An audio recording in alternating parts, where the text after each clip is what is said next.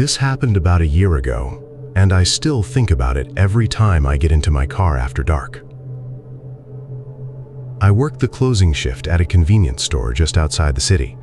My schedule usually ends around 11:30 at night, and the drive home takes about 25 minutes through a long stretch of quiet highway. It isn't the safest route, but after working there for almost 2 years, I had gotten used to it. That night had been unusually busy. By the time I locked the front doors, counted the register, and finished cleaning, I could barely keep my eyes open. I remember tossing my backpack into the passenger seat and climbing into my car. The first thing I noticed was a strange smell. It wasn't overpowering, just wrong. It smelled like damp clothes mixed with something rotten, almost like an abandoned building after heavy rain. I checked the floor mats, looked around the seats, even opened the trunk for a second, but I couldn't find anything. I figured maybe someone had spilled garbage near my parking spot. I rolled the windows down for a minute, started the engine, and drove away. About 10 minutes into the drive, I kept feeling like someone was watching me. Every few seconds, I'd glance into the rearview mirror. Nothing. Just the empty back seat. I laughed at myself, turned the radio louder, and kept driving. A few miles later, I noticed another odd thing. Whenever I slowed down at a traffic light, I heard a faint scraping sound behind me. It sounded like something lightly dragging across the carpet. I looked again. Nothing. I even reached back while sitting at a red light, thinking maybe a grocery bag had slid under the seat. I didn't feel anything. The light turned green, so I kept going. By then, I was getting nervous. I decided to call my older brother just to stay awake. He answered immediately. We talked for a minute before he suddenly interrupted me. "Why are you whispering?" I was confused. "I'm not." He stayed quiet for a second. Then he asked, "Who's breathing?" The question made my stomach drop. I told him it had to be interference, but even after I said it, I heard it too. A slow, heavy breathing, not through the phone, inside the car. I whipped my head around. Still nothing. I told myself I was imagining it. Then something hit the back of my driver's seat. Not hard, just enough to make me jump. I slammed on the brakes. The car skidded across the shoulder and crashed into a roadside barrier. The airbags exploded in my face. For a few seconds, everything went black. When I opened my eyes, people were already outside my window, yelling and trying to open the door. Someone pulled me out before the engine started smoking. I remember sitting on the ground, shaking so badly I couldn't speak. An ambulance arrived within minutes. While the paramedics checked me over, 2 police officers searched the car. One of them suddenly shouted for backup. I didn't understand why until I overheard another officer say they had found someone inside. At the hospital, after I had been treated for a broken wrist and several cuts, an officer came into my room. He asked if anyone had been riding with me. I said no. He stared at me for a moment before speaking. "When your car hit the barrier, a man crawled out from underneath the cargo area behind your back seat." I couldn't process what he was saying. The officer explained that my hatchback had a hidden storage compartment beneath the floor in the rear. The man had somehow forced it open while the car was parked and hidden inside for who knows how long. He had a backpack filled with zip ties, duct tape, gloves, and a hunting knife. During the crash, the compartment broke apart, trapping him inside until officers pulled him out. He survived, but he was arrested immediately. The police later told me he was already wanted in connection with several attempted kidnappings in nearby towns. I couldn't stop thinking about the smell, or the breathing, or the scraping sound beneath me. If I hadn't crashed that night, I probably never would have known someone was hiding inside my car. Now, every single time I drive home after work, I check every door, every seat, and every compartment before I start the engine. Because sometimes, the most dangerous passenger is the one you never knew was there.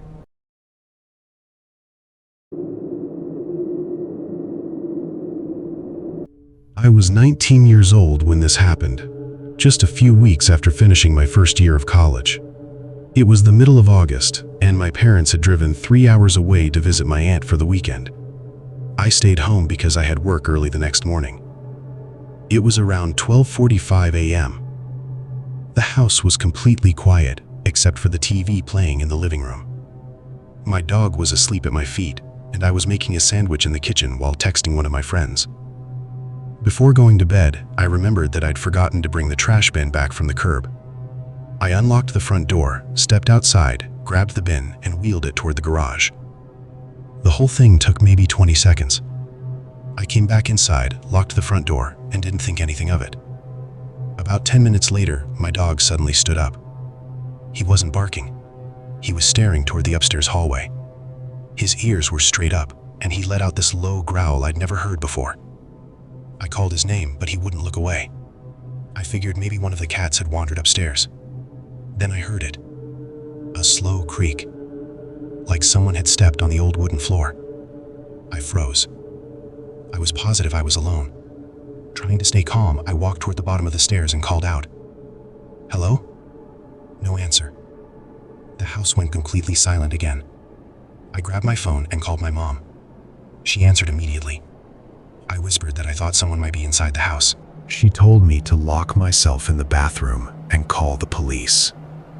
Before I could move, another floorboard creaked. This time, it was directly above me. I looked up just in time to see the shadow of a pair of shoes disappear around the corner at the end of the hallway. My heart stopped. Someone was definitely upstairs. I quietly backed away and locked myself inside the downstairs bathroom. I could hear my dog barking now. Not playful barking. Aggressive. Then footsteps. Slow, heavy footsteps moving across the second floor. They stopped. Then came another sound. Someone was trying to open one of the bedroom doors. The handle rattled over and over. I covered my mouth so whoever it was wouldn't hear me breathing. The police said they were only a few minutes away, but it felt like an hour. Then everything went quiet. No footsteps. No barking. Nothing. A loud knock suddenly came from the front door.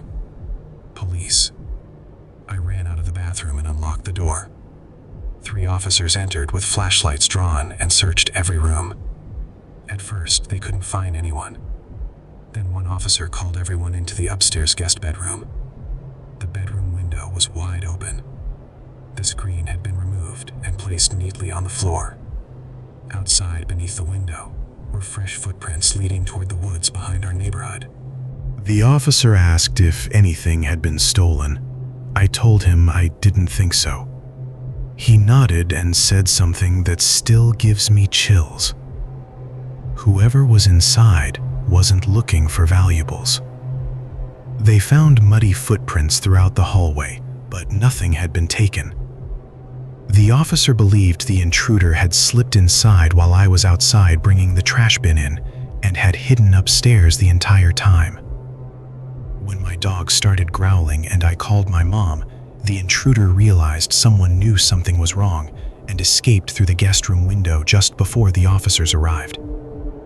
The police never found him. To this day, I never leave my front door unlocked, not even for a few seconds. Because sometimes, that's all the time a stranger needs to turn your own house into the most terrifying place you've ever been.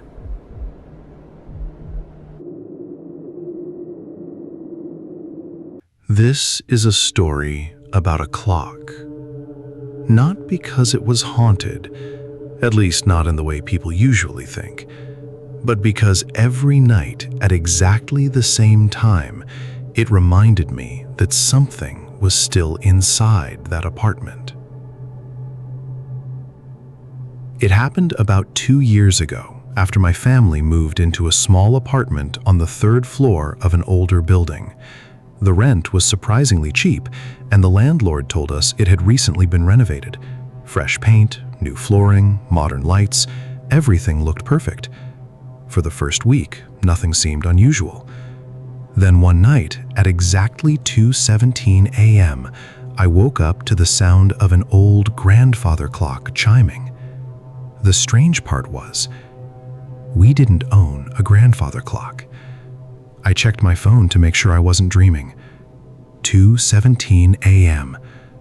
The chiming stopped after 3 slow bells. I searched every room, thinking maybe one of the neighbors had an antique clock. Nothing. The walls were thick enough that we could barely hear normal conversations. The next night, it happened again. Exactly 2:17. 3 slow chimes. Always the same. Always followed by complete silence. I asked my parents if they'd heard it. Neither of them had. They thought I was imagining things after staying up too late playing games. But every night I woke up seconds before it started. It became impossible to sleep. After about 2 weeks, I started noticing something even stranger. Every time the clock chimed, every digital clock in my room would freeze for a few seconds. My alarm clock, my phone, even the microwave clock in the kitchen. Everything would stop. Then, a few moments later, the time would jump forward like nothing had happened. I tried recording the sound with my phone. Every recording came back completely silent. No chimes, no background noise, just silence. One afternoon, I asked an elderly woman who had lived in the building for years if she knew anything about the apartment. The moment I mentioned the clock, her smile disappeared. She asked me what time I heard it. When I said 2:17, she quietly told me to move out. I thought she was joking until she explained. Years earlier, before the building had been renovated, an elderly man had lived alone in our apartment. Every night he wound the old grandfather clock he had inherited from his father. One winter, he suffered a heart attack while winding it. His body wasn't discovered for several days. According to the police report, the clock stopped at exactly 2:17 a.m. After that, every family who moved into the apartment eventually complained about hearing the same 3 chimes. Most of them moved out within a month. I didn't believe the story. Not completely. Until the following night. At exactly 2:17, the chimes began again. 1, 2, 3. But this time, there was another sound. The slow creaking of wooden floorboards. Not outside my bedroom. Inside it. I pulled the blanket over my head and stayed completely still. The footsteps circled my bed once, then stopped right beside my pillow. I couldn't hear breathing. I couldn't hear movement. Just complete silence. After what felt like forever, I finally worked up the courage to look. There was nothing there. The room was empty. The next morning, I noticed something that hadn't been there before. A perfect circle of dust on the wooden floor beside my bed. like the base of an old grandfather clock had been sitting there for years. We moved out 3 days later. I've lived in 3 different apartments since then. I've never heard those chimes again. But every now and then, I'll wake up suddenly in the middle of the night, instinctively checking the time. And every single time,